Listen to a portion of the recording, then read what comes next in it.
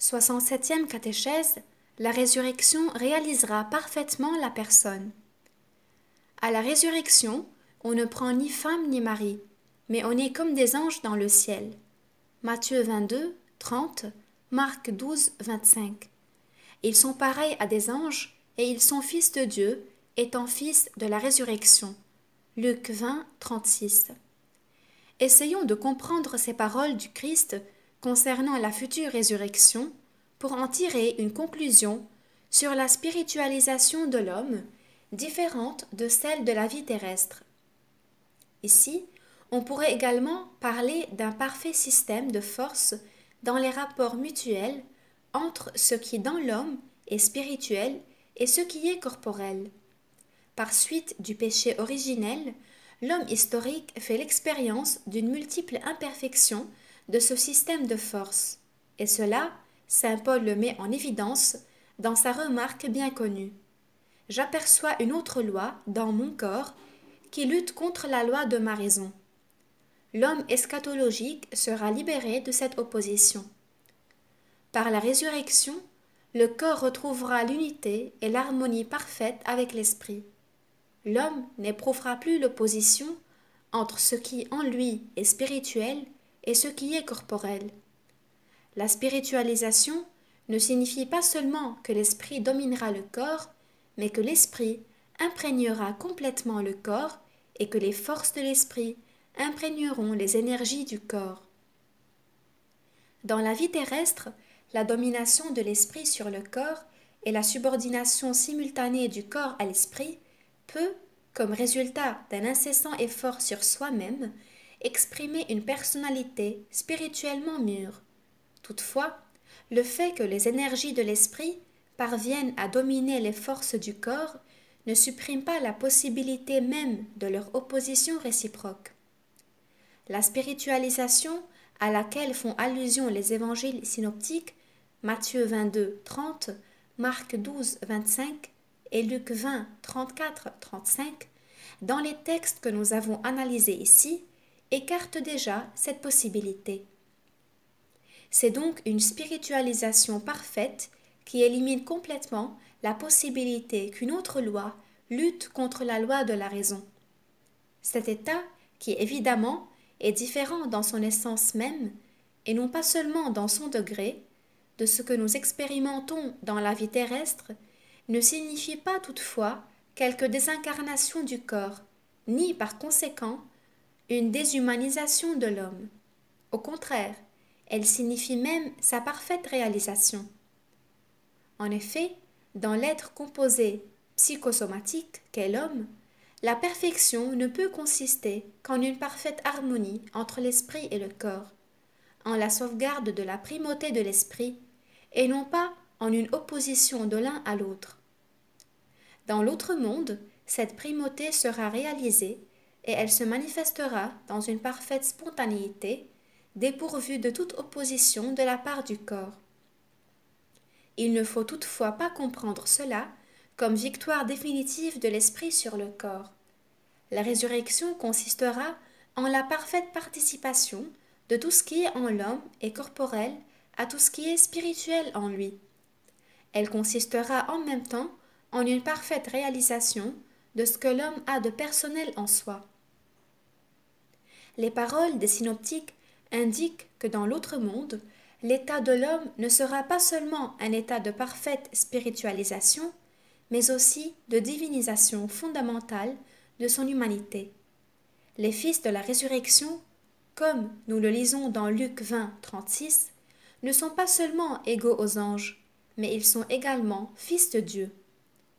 On peut en conclure que le degré de spiritualisation propre à l'homme eschatologique aura sa source dans le degré de sa divinisation, infiniment supérieur à celui qu'il est possible d'atteindre dans la vie terrestre.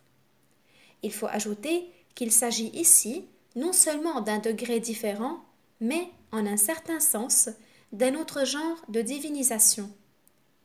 La participation à la vie intérieure de Dieu même, pénétration et imprégnation de ce qui est essentiellement humain par ce qui est essentiellement divin, atteindra alors son sommet. Aussi, la vie de l'esprit humain parviendra-t-elle à une altitude qui aurait été absolument inaccessible auparavant. Cette nouvelle spiritualisation sera donc fruit de la grâce, c'est-à-dire du fait que Dieu se communique dans sa divinité même, non seulement à l'âme, mais aussi à toute la subjectivité psychosomatique de l'homme.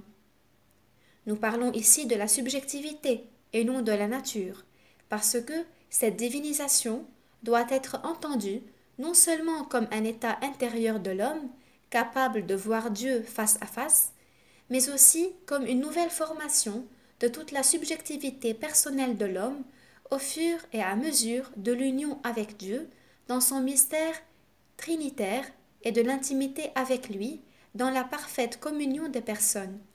Cette intimité, avec toute son intensité subjective, n'absorbera pas la subjectivité personnelle de l'homme. Au contraire, elle la fera ressortir de manière plus nette et plus pleine. La divinisation dans l'autre monde, qu'indiquent les paroles de Jésus, apportera à l'expérience humaine une gamme d'expériences de la vérité et de l'amour dépassant tout ce que l'homme aurait pu atteindre durant sa vie terrestre. Quand le Christ parle de la résurrection, il démontre également que le corps humain participera aussi, à sa manière, à cette expérience eschatologique de la vérité et de l'amour unis à la vision de Dieu face à face. Quand le Christ dit que ceux qui participeront à la future résurrection ne prendront ni femme ni mari, il n'affirme pas seulement, comme nous l'avons déjà observé, la fin de l'histoire humaine liée au mariage et à la procréation, mais ces paroles semblent également dévoiler la nouvelle signification du corps. Pourrait-on dans ce cas penser, à un niveau d'eschatologie biblique, à la découverte de la signification conjugale du corps, surtout comme signification virginale, du fait d'être, quant au corps, homme et femme? Pour répondre à cette question, qui ressort des paroles rapportées par les synoptiques, il convient de pénétrer plus profondément dans l'essence même de ce que sera la vision béatifique de l'être divin, une vision de Dieu face à face dans la vie future. Il faut aussi se laisser guider par cette gamme d'expériences de la vérité et de l'amour qui dépasse les limites des facultés cognitives et spirituelles dans la temporalité et à laquelle l'homme aura part dans l'autre monde. Cette expérience eschatologique de Dieu vivant concentrera en soi non seulement toutes les énergies spirituelles de l'homme, mais en même temps lui dévoilera, de manière vivante et expérimentale, le se communiquer de Dieu à toute la création, et en particulier à l'homme, ce qui est le se donner le plus personnel de Dieu qui se donne dans sa divinité même à l'homme, à cet être qui depuis l'origine porte en soi son image et sa ressemblance. Ainsi donc, dans l'autre monde, l'objet de la vision sera ce mystère caché de toute éternité dans le Père, mystère qui a été révélé dans le temps par le Christ pour s'accomplir incessamment par l'opération du Saint-Esprit. Ce mystère deviendra, si on peut s'exprimer ainsi, le contenu de l'expérience eschatologique et la forme de toute l'existence humaine à la dimension de l'autre monde. La vie éternelle doit s'entendre en un sens eschatologique, c'est-à-dire comme pleine et parfaite expérience de cette grâce de Dieu à laquelle l'homme prendra part moyennant sa foi durant la vie terrestre, et qui, en revanche, devra non seulement se révéler dans toute sa pénétrante profondeur à ceux qui participeront à l'autre monde, mais elle devra aussi être expérimentée dans sa réalité béatifique. Nous suspendons ici notre réflexion centrée sur les paroles du Christ relatives à la future résurrection des corps. Dans cette spiritualisation et cette divinisation auquel la résurrection le fera participer, nous découvrons, dans une dimension eschatologique, les mêmes caractéristiques qui qualifiaient la signification conjugale du corps. Nous les découvrons dans la rencontre avec le mystère du Dieu vivant que dévoile la vision face à face avec lui.